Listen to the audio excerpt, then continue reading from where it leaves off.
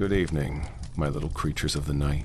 Mr. Wendigo back again, and boy, have I got a tale that'll leave you echoing with terror tonight. Let's see what the woods have whispered to me this time. Ah yes, here we are. The Chuska Mountains. Summer heat during the day, cold that cuts to the bone at night. Beautiful country. Deadly country. The Navajo have warned about these peaks for generations, about things that walk on two legs but aren't human, things that steal your skin, your voice, your very identity. Tonight's tale, two stepbrothers, a suspicious death, and coordinates that lead straight into a nightmare that learned how to speak with a dead man's tongue. This is your late night creature feature. Some doors should stay buried. Before we begin, I'm curious, where are you listening from tonight? Alone in your room? Driving through empty roads? Walking through the woods? Drop a comment and let me know. I like knowing who's out there in the dark with me. Look, Jax didn't believe in ghosts. He believed in welding torches and diesel fuel and the way metal shrieked when you bent it wrong. He believed in calluses and dead and the way his stepbrother Eli used to fix motorcycles in their dad's garage until 2 a.m, grease under his nails, Lone Star sweating on the workbench. He believed Eli was dead. What he didn't believe was suicide. The sheriff's deputy handed him the evidence bag at 4 a.m. Jax stood in the doorway of Eli's cabin in the Chuska Mountains, hands shaking, flannel shirt soaked through with sweat despite the pre-dawn cold. Inside, Eli hung from a rafter beam, feet limp, face the color of old concrete. The deputy was young, looked like he wanted to be anywhere else. Time of death's consistent with the call-in, no signs of struggle, looks like a suicide. Jax couldn't form words. His throat had locked up the second he'd seen Eli's boots still laced, still planted on the tipped folding chair like he'd just stepped up to check the ceiling. People who hang themselves kick. Everyone knows that. Eli's boots were clean. The deputy cleared his throat. There was a note, addressed to you. He held out the bag. Inside, a piece of notebook paper. Handwriting Jax knew better than his own Eli's scratchy block letters. The way he wrote when his hands were cold or scared. The ink was smudged, frantic. A dark stain in the corner that might have been coffee. Might have been blood. Jax opened the bag. The paper crackled. Jax, if I'm gone, don't believe it. I did not kill myself. The Skinwalkers got me. Don't trust anyone. Go to these coordinates. 36.4164 north, 109.0806 west. Eli. Jax read it twice. His stomach knotted. He looked back at Eli's body, at the chair, at the rope tied with a trucker's hitch, the knot their stepdad taught them when they were 12, back when Jax's mom married Eli's dad and they became brothers, whether they liked it or not. Turned out they liked it fine. Eli taught him how to roll a cigarette. Jax taught him how to throw a punch. They drove to Farmington on weekends, drank in parking lots, fixed each other's trucks when they broke down on back roads. Eli was the only person who called when Jax's mom died, showed up to the funeral in a borrowed suit that didn't fit, didn't say much, didn't have to. That was 8 years ago. Now Eli was hanging from a beam in a cabin that smelled like copper and old cedar, and some deputy who didn't know shit was calling it a suicide. Jax folded the note. His hands weren't shaking anymore. "You're wrong," he said. The deputy frowned. "Sir, he didn't do this. Sir, I understand this is difficult, but..." Jax walked out. He sat in his Tacoma for 20 minutes, staring at the coordinates on his phone. The sun came up slow over the ridge. No birds, just whined in the pines and the sound of his own breathing. He called Mara first. The gas station outside Farmington smelled like diesel and burnt coffee. Jax leaned against his truck, GPS open on his phone. Same coordinates. 36.4164 north, 109.0806 west. He'd stared at them every night for 4 weeks. Mara pulled up in her SUV, Camera gear piled in the back seat.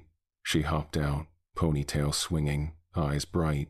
She did freelance journalism podcasts, YouTube docs, anything that paid. She dated Eli for 3 months 2 years ago. Didn't end badly, just ended. She looked at Jax and her smile faded. You look like shit. Thanks. I'm serious. When's the last time you slept? Jax didn't answer. Deacon's truck pulled in behind her beat to hell Ford with EMT decal still on the bumper. Deacon climbed out, scrubs still on from his shift at the hospital. He was the steady one. The one who showed up when you called. He'd known Eli since high school, played football together, got drunk at the same parties. He walked over, hands in his pockets. So we're really doing this. Jax handed him the note. Deacon read it, his jaw tightened. Eli was messed up the last time I saw him, paranoid, talking about voices in the woods, wilderness isolation screws with people. Mara took the note, scanned it. People don't hallucinate coordinates, she said. Jax nodded. He knew those mountains, hunted them since he was 16. He wouldn't just make shit up. Deacon exhaled. Look, if this is trauma, or leftover grief, or whatever we go, we look, we get closure, but we don't go chasing bullshit. Mara grinned. Correction. We are 100% chasing bullshit. I brought extra batteries. Jax felt something loosen in his chest. Not relief, just less alone. We leave in 5. They loaded gear, water, flashlights, first aid kit. Mara packed her camera rig like she was going to war. Deacon brought a medical bag and a knife he'd carried since the army. The sun dropped behind the mesas. Long shadows stretched across the red dirt. Jax climbed into the Tacoma. In the rear view, Eli's note sat folded on the dash. Don't believe it. He turned the key. The forest road into the Chuskas was all ruts and loose gravel. The Tacoma climbed slow, engine growling. Pines crowded both sides thick, dark, older than anything human. The peaks glowed orange in the last light, then went purple, then black. No cell service. No radio. Just tires on dirt and the sound of the engine. Mara sat in the back, filming through the window. It's too quiet. Jax glanced at her in the mirror. Woods are always quiet. Not like this. She was right. No birds, no insects, not even wind. Just silence, pressing in from all sides. Deacon shifted in the passenger seat. I grew up hunting. Quiet's normal. Not this quiet, Mara said.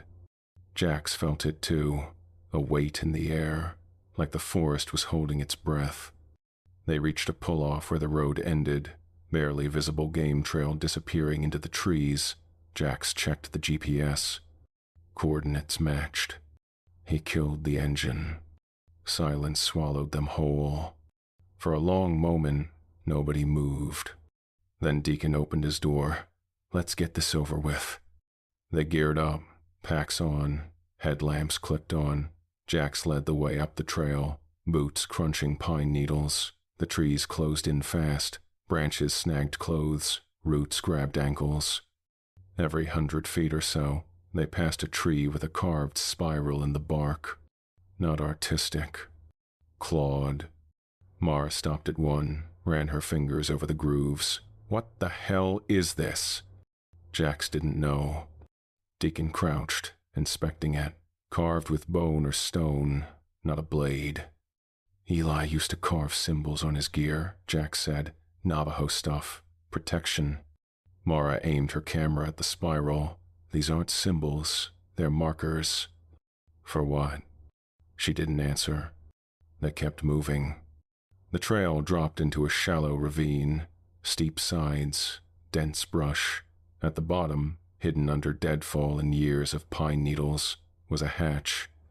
Circular, metal, World War II era storm cellar style. Heavy handwheel in the center, rust eating the edges. Mara whistled low. What the hell is this doing out here? Deacon brushed debris off the metal. His hand froze. carved into the steel crude panicked. Not a curse. An exchange. Jax felt cold crawl up his spine. He grabbed the handwheel and pulled. Metal shrieked. His shoulders burned. The wheel turned slow, grudging, then gave with a wet pop. The hatch swung open. Cold air rushed out, stale, chemical, wrong. Jax aimed his light down. Metal ladder, 8 feet to a concrete floor. Old industrial lights, dust hanging in the beam like fog. Ladder goes down, he said. Mara leaned over the edge, camera rolling. What is this? A bunker? Only one way to find out. Jax went first, hands on the rungs, boots clanging. He hit concrete and stepped aside. Mara followed, then Deacon. The hatch slammed shut above them. Nobody touched it. The sound echoed down a hallway, long, narrow, concrete walls peeling paint. Deacon's light swept the corridor. What the fuck was this place? At the far end, a door hung open. Light flickered inside, faint, stuttering. They moved toward it. The room was small. Security station, desk, filing cabinet, a CRT television on a metal shelf, screen fuzzy with static. The TV was on. Nobody had touched it. Then the static cleared. A face filled the screen. Eli.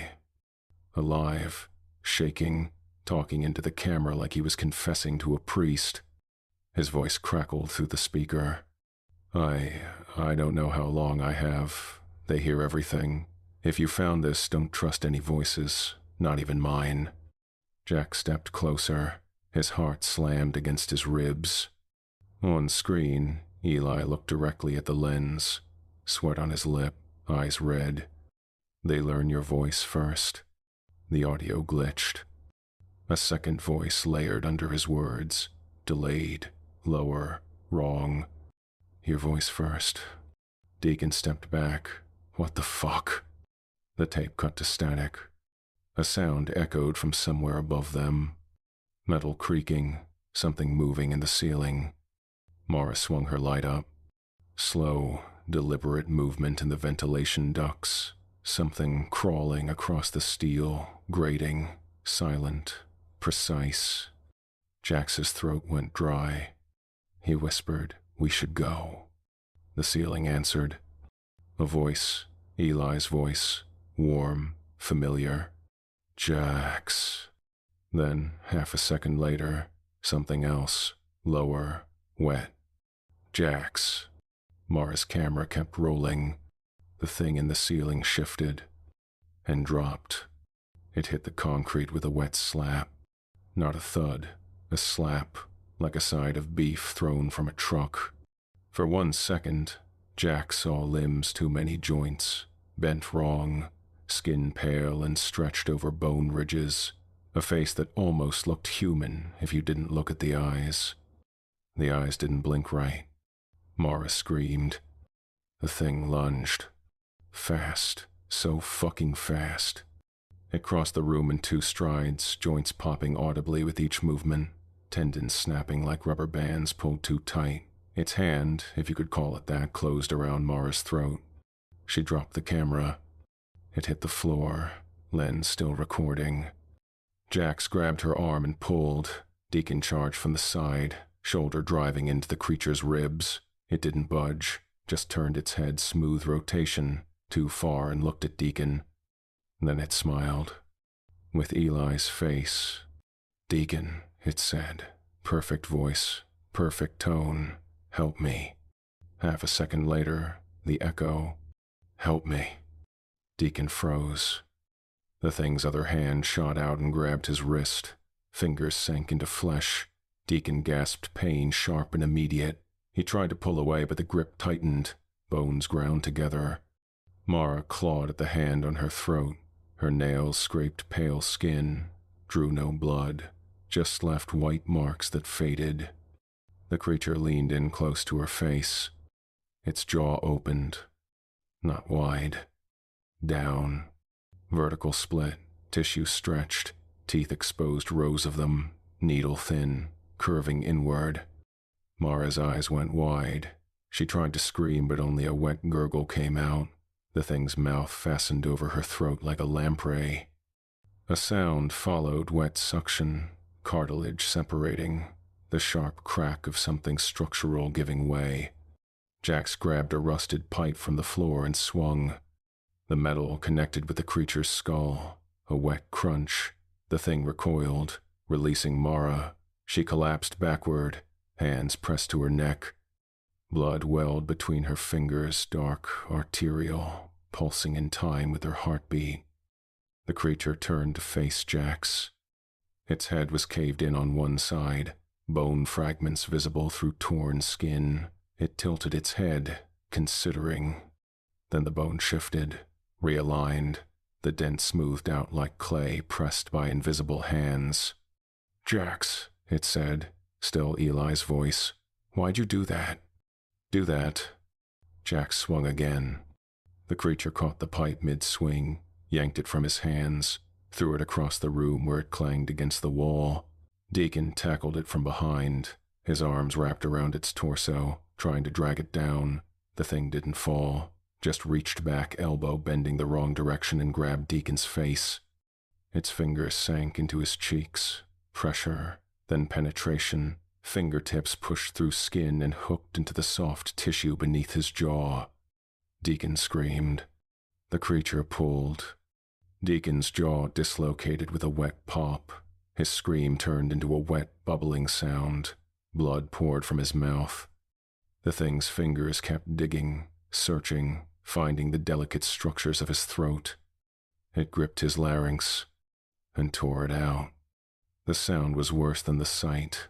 A wet rip, cartilage tearing, tissue separating in ragged strips. Blood sprayed the concrete wall in a wide arc, bright red, almost cheerful in the flickering light. Deacon's body convulsed. His hands clutched at his throat, trying to hold together what wasn't there anymore. Air hissed through the hole. Blood bubbled. His eyes rolled back. He hit the floor. Twitched once. Stopped. The creature held Deacon's larynx in its palm, studied it, brought it to its mouth and bit down, chewed, swallowed. Its throat worked, distended. Then it spoke. Jax, Deacon's voice, perfect pitch, perfect cadence, the slight rasp he got when he was tired. "Jax, help me. Help me." Jax couldn't breathe, couldn't think. Mara was on the floor, blood pooling beneath her. Deacon was dead. The thing was standing between him and the door, speaking with his dead friend's voice. It tilted its head. "Don't run," it said, still Deacon's voice. Calm, reasonable. "Run." Jax ran. He bolted for the corridor, boots slipping on blood. Behind him, the creature made a sound, not quite a laugh, not quite a growl, something in between. Footsteps followed, not running, walking, steady, patient, like it had all the time in the world. Jax hit the main corridor at full speed. His headlamp beam bounced off concrete walls, doors on both sides, some open, some locked. He tried the first one. Locked. The second. Locked. Behind him, footsteps. Still walking, still steady. "Jax," Eli's voice now. "Come back. Please. Please." The third door opened. Jax threw himself inside and slammed it shut. No lock. He dragged a metal filing cabinet in front of it. The screech of metal on concrete made his teeth ache. The room was small. Storage closet. Shelves lined with boxes. Old equipment. He grabbed his phone. No signal. Of course, no fucking signal. His hands shook. Deacon was dead. Mara was. He couldn't finish the thought. Something scraped outside the door. Slow, deliberate. "Jax," Mara's voice now. Soft, scared. "I'm hurt. Please help me. Help me." Jax pressed his back against the wall and slid down. His chest hurt. His arm hurt where the thing had grabbed him, 3 puncture wounds, deep, bleeding through his sleeve. He needed to think. The tape, Eli's warning, they learn your voice first. Voice acquisition. The thing was collecting voices, using them, perfecting them. But the echo, that half-second delay, like it was processing, translating, learning in real time. Jax, Deacon's voice now. We need to get out of here. Open the door. The door. Jax looked at the shelves, boxes labeled in faded ink. He opened the nearest one. Papers, old research notes. He grabbed a handful and read by headlamp. Project, Echo. Objective, vocal replication and identity assumption. Method, biological integration of harvested vocal tissue. Success rate, 87%. Note, subjects demonstrate increasing autonomy, recommend termination. The date was 1973, 52 years ago. How long had this thing been down here? He flipped through more papers, diagrams of human throats, spectrograms of voices, notes about mimicry delay and acoustic fidelity improvements, and host rejection protocols. One page made his stomach turn. If primary host expires, entity will seek replacement. Attraction to familiar voices increases hunting efficiency. Eli hadn't killed himself. He'd been lured. Probably heard their mom's voice, or their stepdad's, someone he'd lost, someone he missed enough to follow into the dark. And now the thing had Eli's voice, had Deacon's voice, had Mara's. It was building a vocabulary of people Jax cared about. The scraping outside stopped. Silence. Jax held his breath. Then a whisper, right against the door, so close he could hear breathing. Jax, his own voice, let me in. Let me in. His blood went cold. It had his voice. When? How? Then he remembered. The bunker. When he'd called Mara's name. When he'd told Deacon to run. It had been listening. Learning. I'm scared, it said.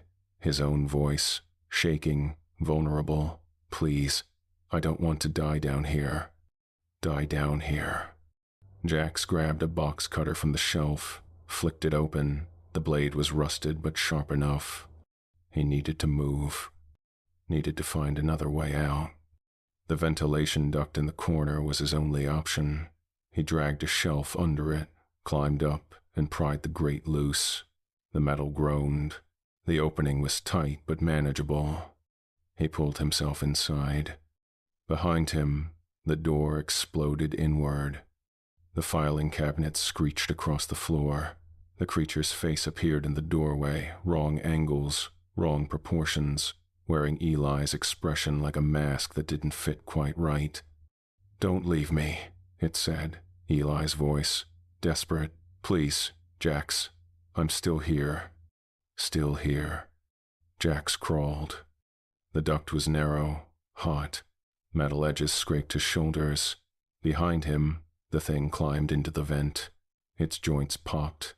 Bones cracked. It was folding itself to fit. Jax crawled faster. His headlamp showed the duct branching ahead, left or right. He went right. No reason, just instinct.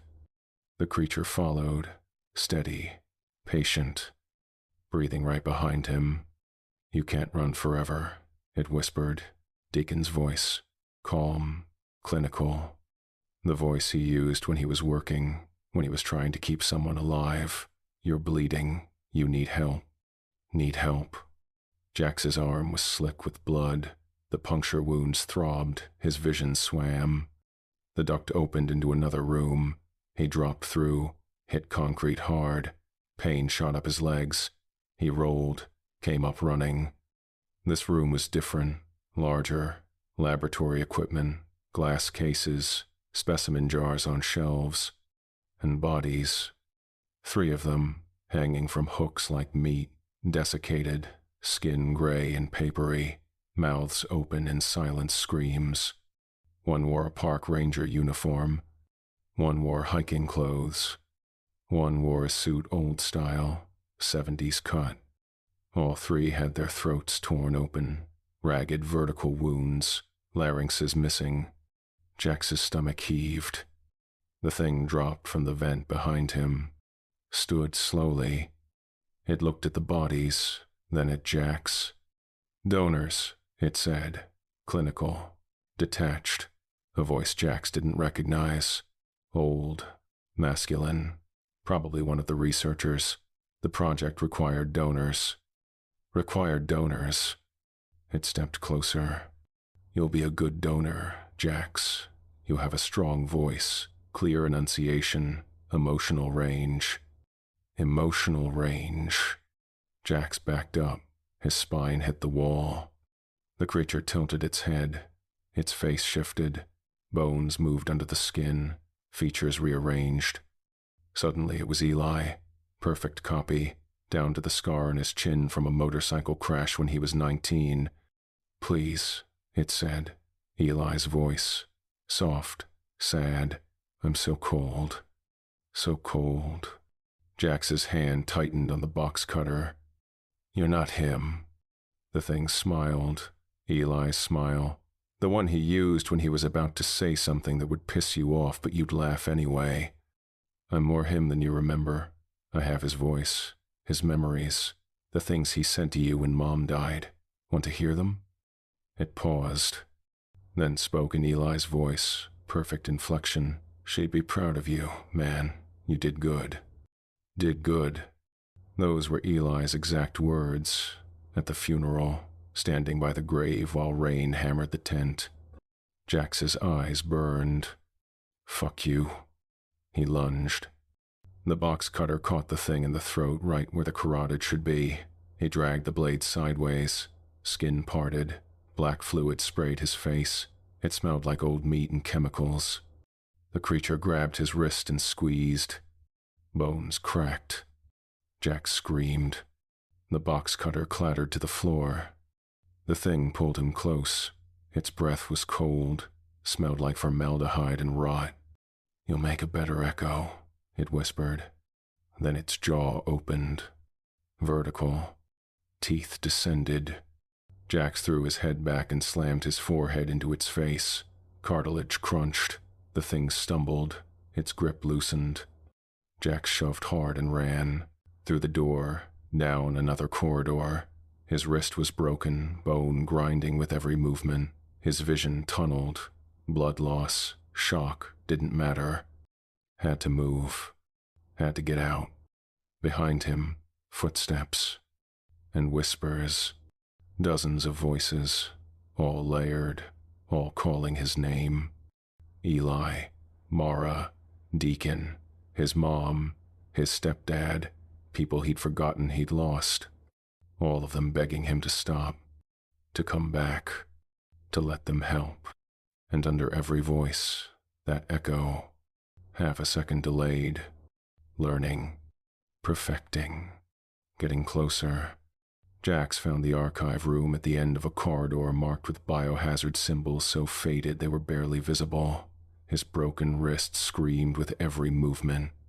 Blood soaked through his sleeve, dripped on the concrete, left a trail. Didn't matter. The thing already knew where he was. The door was unlocked. He stumbled inside and pushed it shut. No lock, no way to barricade it. Just a room full of filing cabinets and a desk covered in papers. He needed answers. Needed to know what the fuck this thing was. His headlamp swept across the desk. A logbook lay open, handwritten entries, dates going back to 1971. He flipped through with his good hand. July 15th, 1971. First contact established. Subject responds to audio stimuli. Demonstrates immediate vocal mimicry capability. Dr. Harrison believes we can train it. September 3rd, 1971. Subject has learned 17 distinct voices. Replication quality improving. Delay between original and echo decreasing from 2.1 seconds to 0.8 seconds. Dr. Harrison calls it biological recording. I call it fucking terrifying. November 28th, 1971. Dr. Harrison dead, throat removed with surgical precision. Subject used his voice to lure in Dr. Chen. Chen escaped. Subject now locked in containment. Military considering termination. December 1st, 1971. Termination attempt failed. Subject regenerates tissue faster than we can damage it.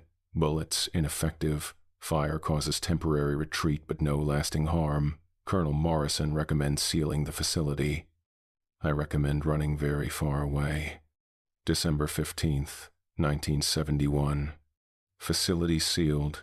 Subject contained in lower levels. All personnel evacuated except skeleton crew from monitoring. God help us if it gets out. The entry stopped there. 54 years ago, they'd sealed it down here and left it. And it had waited. Learning. Perfecting. Collecting voices from anyone stupid enough to wander into these mountains. Jax flipped to the back of the logbook. A map, hand-drawn, layout of the facility, multiple levels, storage, labs, containment, and at the very bottom, emergency exit, maintenance tunnel, coordinates, 36.4170 north 109.0812 west, 600 feet north. There was another way out. A sound in the corridor, footsteps, multiple sets, all perfectly synchronized. Then voices. Jax, his mom. He hadn't heard her voice in 8 years. The cancer had taken it at the end, made it rough and wet, but this was her healthy voice. The one from his childhood. Honey, where are you? I've been looking everywhere. Looking everywhere. Jax, his stepdad, dead 4 years from a heart attack in his sleep. Son, your mom's worried. Come on out. Come on out. Jax, Eli. Always, Eli. I'm sorry I left you. I didn't want to. Please. I'm so sorry. So sorry. The voices circled, hunting. Jax tore the map from the logbook and shoved it in his pocket. He scanned the room for weapons, found a screwdriver, a hammer, a coil of wire.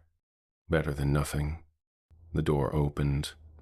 Not kicked, not forced. Just opened. The creature stood in the doorway.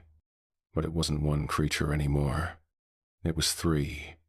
No, it was one thing shaped into 3 bodies. Flesh stretched between them like webbing. Shared mass, shared consciousness. 3 faces he recognized. Eli, Mara, Deacon. Perfect copies, down to Mara's ponytail and Deacon's EMT badge still clipped to his shirt. They spoke in unison, 3 voices, perfect synchronization. We've been waiting for you. Waiting for you. Jax's grip tightened on the screwdriver. You're not them. The LFA smiled. We're better. We don't forget. We don't die. We just collect. The Mara face tilted. You loved them. All of them. That makes you valuable. The Deacon face stepped forward. People who love deeply make the best echoes. So much emotion. So much memory. So much memory. They moved as one. 3 bodies connected by that stretched flesh, pale and translucent, veins visible beneath the surface. As they walked, the flesh pulsed, distributed nutrients, shared experience. It wasn't 3 creatures. It was one organism wearing 3 faces. Jax lunged. The screwdriver punched through the Eli face's eye socket. Black fluid sprayed. The thing didn't scream, just recalibrated. The other 2 faces grabbed Jax, fingers sank into his shoulders, lifted him off his feet. The Mara face leaned close. Your voice will help us so much, it whispered. All those memories of Eli, all that grief, we'll use it to bring more. Bring more. Jax's head butted it. Cartilage crunched. The thing dropped him. He hit the floor hard, rolled, came up running. Through the door, down the corridor, following the map in his head, north, 600 feet. The thing followed. Its footsteps were wrong too, many impacts. Off rhythm, like multiple legs moving independently. "You can't leave," all three voices said together. "You're already part of us. We have your voice. We have your memories. We have everything you ever said to anyone you loved. Ever loved." Jax found the maintenance tunnel entrance. Heavy door. Rusted. He grabbed the handle with his good hand and pulled. Pain screamed through his broken wrist. The door didn't budge. Behind him, the creature rounded the corner. 3 bodies. 1 mind. 6 eyes locked on him. "Stop running," they said. Calm, patient. "It hurts us when you run." When you run. Jax braced his boot against the wall and pulled with everything he had. The door shrieked. Moved an inch. Another. The creature was 10 feet away. The door opened. Jax threw himself through and slammed it shut, a locking wheel on the inside. He spun it. Metal screeched. The locks engaged. Something hit the door from the other side. Hard. The metal dented. Again. Again. Then silence. Jax backed away from the door, breathing hard. The tunnel ahead was narrow, old pipes running along the ceiling, water dripping somewhere. The air was cold and wet. A voice came through the door, muffled, Eli's voice. "Jax, I know you can hear me. Hear me." Jax kept backing up. "We'll find you. We always find people. The mountains are full of voices now. Hikers, rangers, hunters, everyone who came looking for missing friends. Everyone who heard someone they loved calling from the woods. From the woods." Jax turned and ran. The tunnel stretched for what felt like miles. His headlamp showed concrete walls slick with condensation, mushrooms growing in the corners. The skeletons of small animals that had wandered in and couldn't find their way out. He counted his steps. 600 feet, roughly 2,000 steps at his pace. At step 800, he found the first body. Hiker, young woman, maybe mid-20s. She'd made it this far before she'd stopped.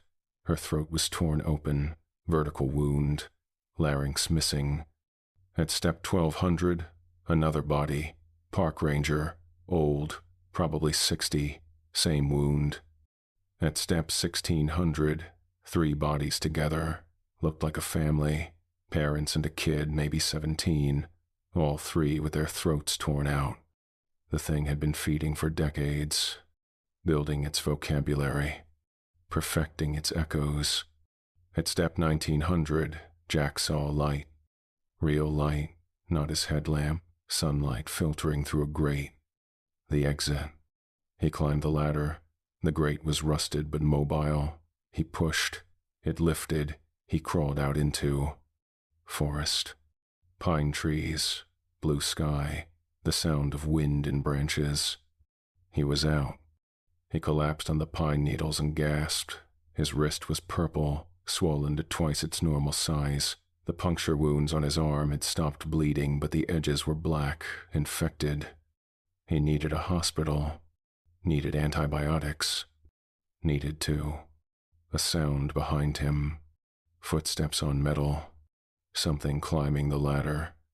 Jax scrambled to his feet and ran. The forest was dense.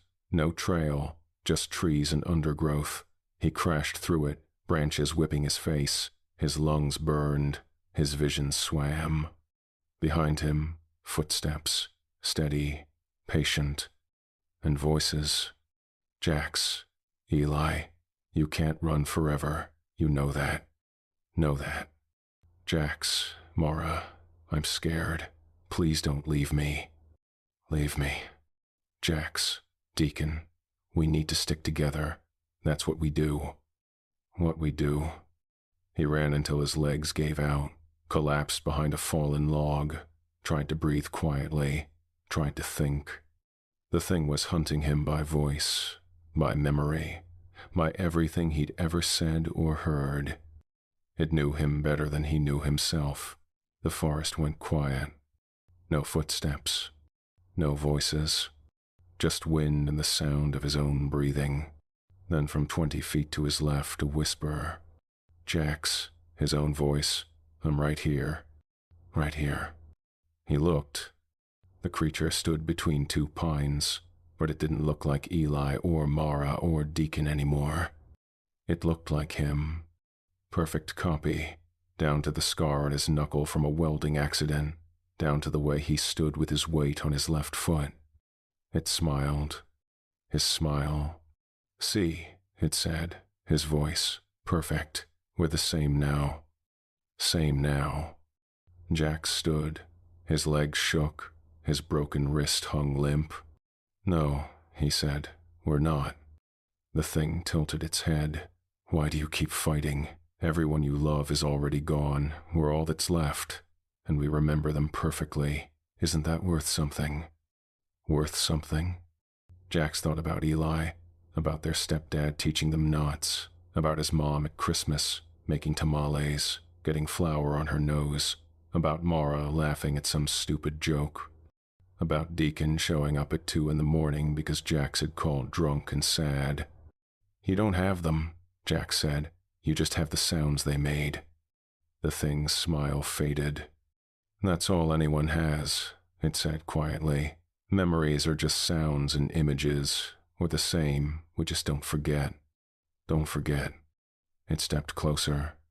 Let us have your voice, Jax. Then you'll never be forgotten either. Everyone you love will remember you perfectly. Forever. Forever.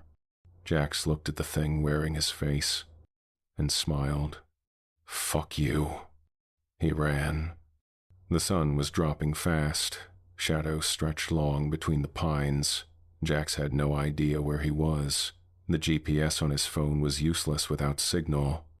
The map in his pocket showed the facility layout, but not the terrain above. He was lost. Bleeding.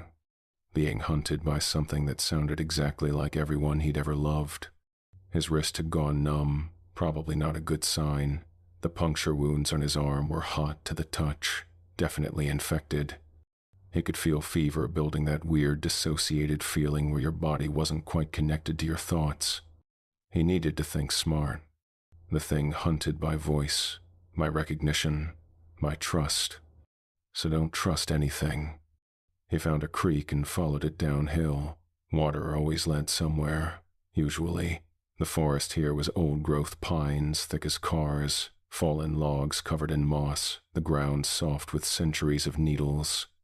Beautiful country. Deadly country. A sound ahead. Voices. Human voices. Real ones. Over here, I think I saw. Check the coordinates again. Someone's gotta be. Search party. Looking for them. Jax opened his mouth to call out. Stopped. The voices were wrong. Too perfect. Too clear. No static from radios. No strain from shouting.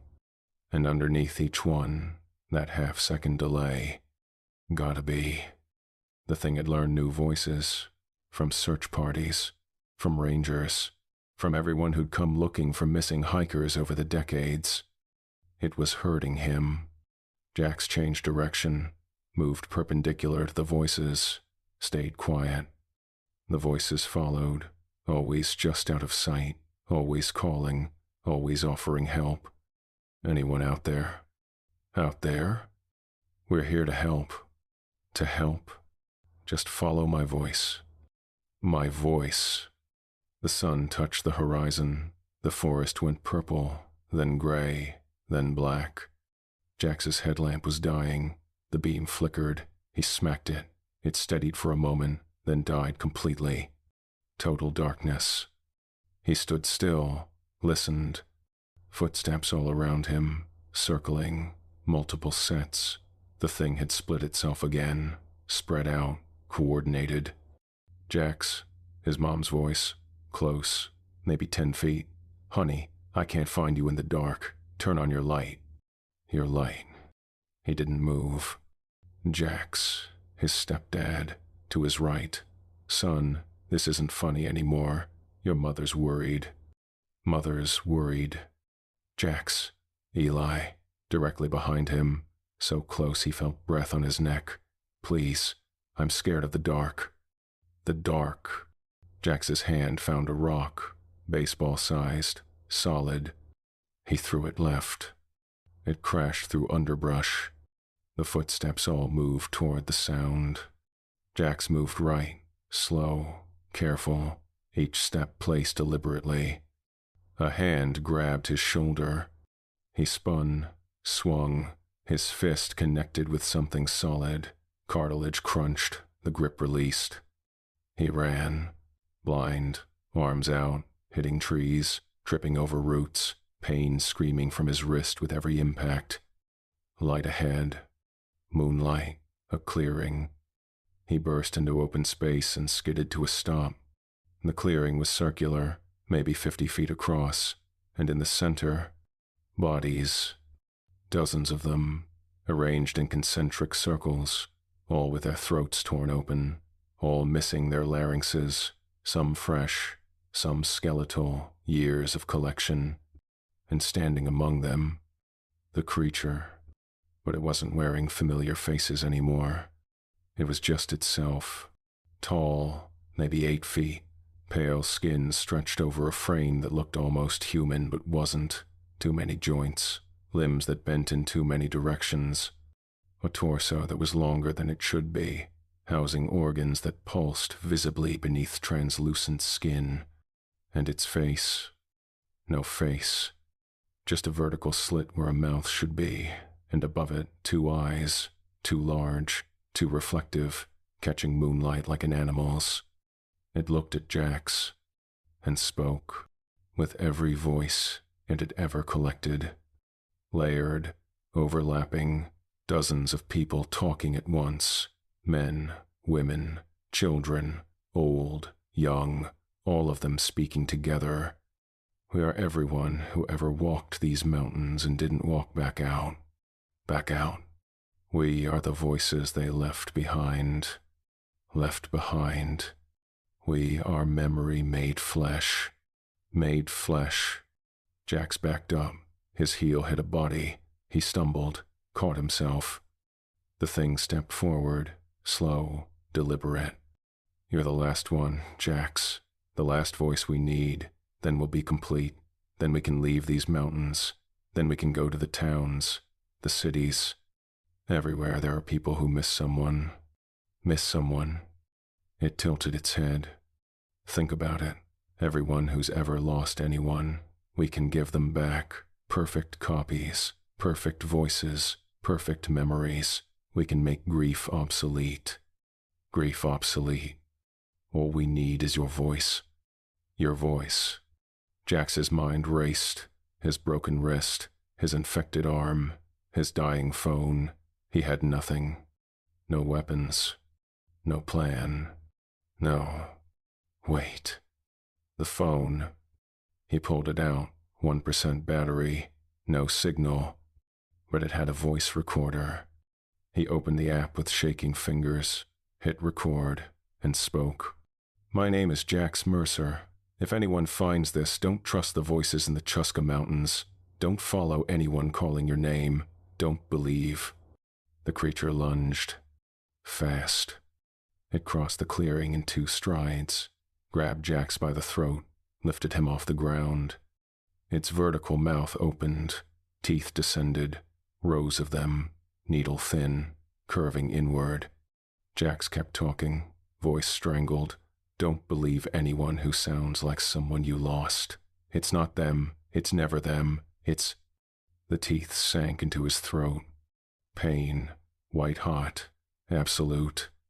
He felt tissue tearing, felt cartilage separating, felt his larynx being pulled from its mooring.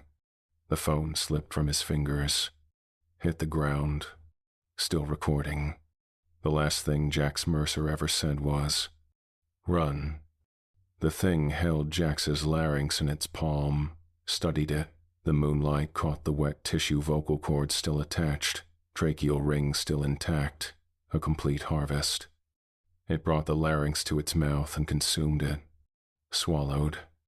Its throat distended, pulsed, distributed the new tissue throughout its body, integrating, learning, perfecting. Then it spoke. My name is Jax Mercer. Perfect voice, perfect tone, no echo this time. The delay was gone. It had perfected him. Jax's body lay in the clearing with the others, eyes open, staring at nothing. His phone lay 3 feet away, still recording. Battery at 0%. Screen went black. The creature looked at the phone, tilted its head, then picked it up, held it close to where a mouth would be, and whispered, with Jax's voice, "If anyone finds this, I'm okay. I made it out. Don't come looking for me." It paused, replayed the message, nodded.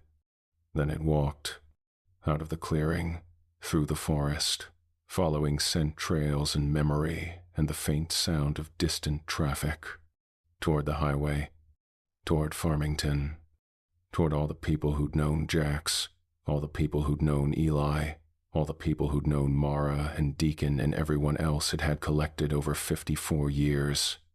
It had their voices, their memories, their trust, and now it had a reason to leave the mountains.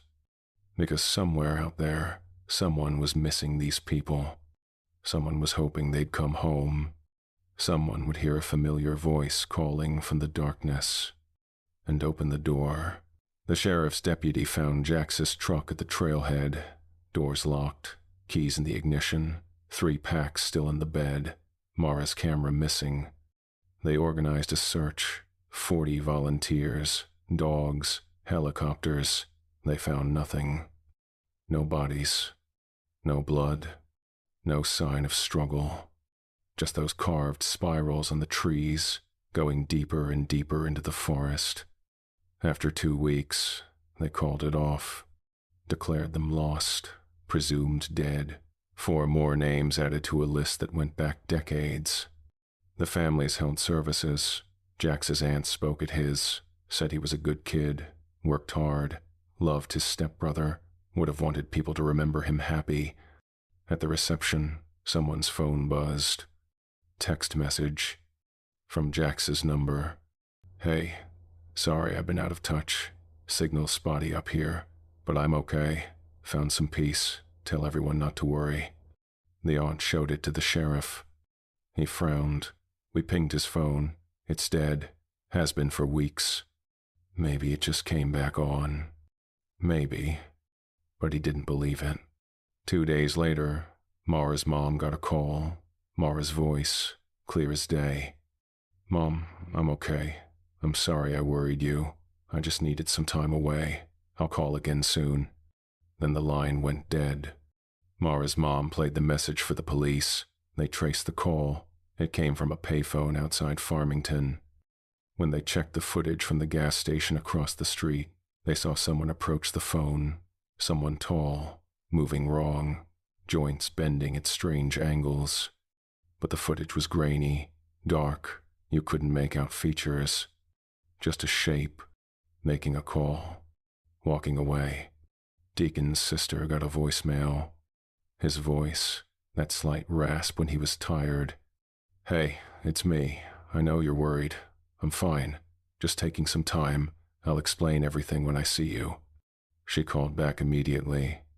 The number was disconnected. The thing walked. It had learned to move better, more human, less unsettling. It wore clothes now stolen from a laundromat, jeans, flannel shirt, baseball cap pulled low. In the right light, you wouldn't look twice. It practiced in gas station bathrooms, watched itself in the mirror, adjusted, refined. The face was harder. Faces were complicated. So many muscles, so many expressions. But voices were easy.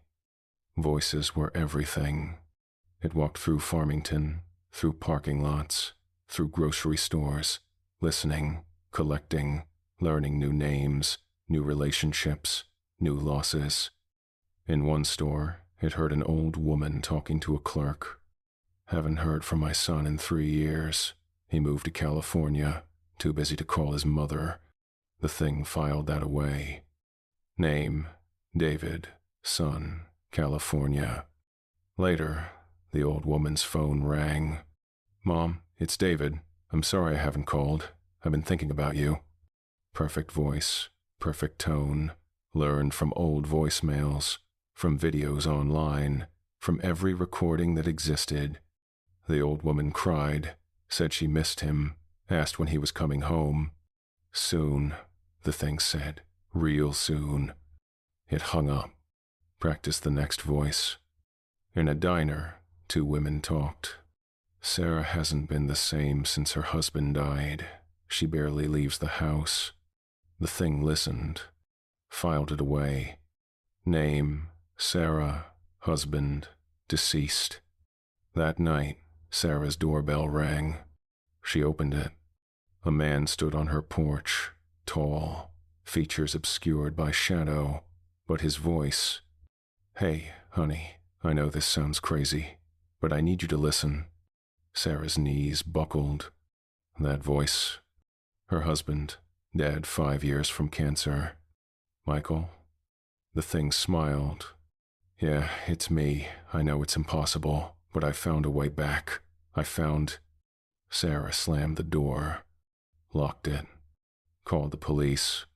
They came, found nothing, no one on the porch, no footprints, no sign anyone had been there. But Sarah's doorbell camera had footage. A shape, tall, moving wrong, speaking with a dead man's voice. The thing learned. Doors were problems. Direct contact was problems. But phones were easy. Phones let you be anyone. Phones let you into people's heads without ever being seen. It found a library, used a computer, learned about social media, about video calls, about all the ways people connected without ever meeting face to face. It created profiles. Jax Mercer, alive, happy, posting pictures from the mountains. Sorry for the silence, just needed time away. Mara Elwood, working on a new project. Can't wait to share. Miss you all. Deacon Price, taking a break from the hospital. Needed to clear my head. I'm good, don't worry. The accounts were convincing. People believed them. Sent messages, made calls, opened doors. And slowly, carefully, the thing started collecting again. 6 months later, a hiker found something in the Chuskas. A phone, waterlogged, cracked screen, but the SD card was intact. He brought it to the ranger station. They extracted the data. Found a video file. Timestamp, 6 months ago, the night Jax Mercer went missing. The ranger played it. The video was dark, shaky. Mara's face filled the frame, desperate, terrified, blood on her neck. If anyone finds this, her voice cracked, don't trust the voices. Don't follow anyone who sounds like someone you lost. There's something in these mountains. It takes your voice, uses it, makes you. The video cut to static. Then another clip. Jax's face, pale, injured. My name is Jax Mercer. If anyone finds this, don't believe it. Don't believe any of it. The thing down there, it learns. It copies. It's not. Static again. Then a final clip. Jax standing in the clearing, surrounded by bodies. The creature behind him, too tall, too wrong. Jax looked directly at the camera. If you get a call, if you hear someone you lost, someone who shouldn't be able to call, don't answer, don't trust it, don't. The creature grabbed him. The camera fell, recorded the sounds. Tearing, screaming, wet, awful noises. Then silence. Then a voice. Jax's voice. Perfect. My name is Jax Mercer. I'm okay. I made it out. Tell everyone not to worry. The video ended. The ranger stared at the screen, then checked his phone. He had a voicemail from a number he didn't recognize. He played it. A woman's voice, familiar. His sister, dead 3 years from a car accident. Hey, I know this is going to sound crazy, but I need to talk to you. Can you call me back? His hand shook. He deleted the voicemail. Then he opened his computer and started typing. Internal memo. Urgent. Unexplained disappearances in Chuska Mountain range. Do not respond to unexpected calls from deceased loved ones. Do not follow voices in the wilderness. Do not trust anyone claiming to be a missing person without physical verification. This is not a joke. This is not a drill. Something is in those mountains, and it's learning to leave. He sent the memo to every ranger station in New Mexico. Then he called the FBI. They listened. They didn't believe him. They said they'd look into it. 2 weeks later, the ranger got a call from his sister's number. He answered without thinking. Hello? Hey, I miss you. His sister's voice. Perfect. Exactly as he remembered. He hung up, blocked the number. But that night, his doorbell rang. He looked through the peephole. Someone stood on his porch, tall, features wrong in the dim light. But when they spoke, "Please, I just want to talk. I've missed you so much." His sister's voice. He didn't open the door, but the thing stood there until dawn, practicing, learning, waiting for the moment he'd break. Because eventually, everyone breaks. Everyone wants to believe. Everyone wants their lost loved ones back. And the thing had time, all the time in the world, and 1,000 voices to practice with.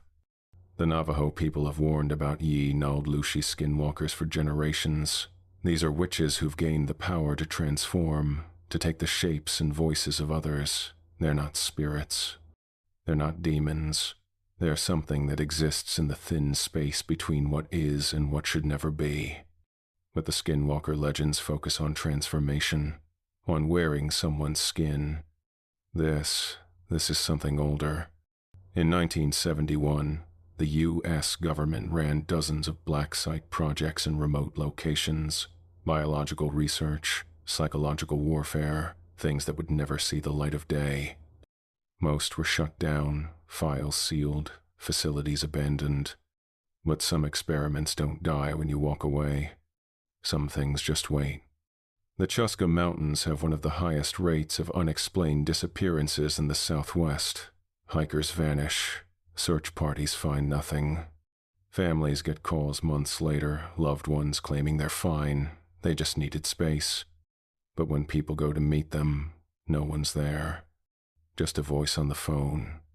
Perfect, familiar, wrong. The Navajo knew. They marked certain areas as forbidden, not because of spirits, because of something that collects, something that learns, something that turns your voice into a weapon against everyone you love. They have a word for it, Ateke, the echo that devours. If you get a call from someone who shouldn't be calling, hang up. If you hear your name in the wilderness, don't answer. If someone you lost comes back, check their throat, because the real person is still missing, and the thing using their voice, it's always hungry. It's always learning, and it's always listening. Well, boys and ghouls, that wraps up another terrorific tale from the vault. Remember, next time your phone rings with a number you don't recognize, maybe let it go to voicemail, especially if it sounds like someone who shouldn't be able to call anymore.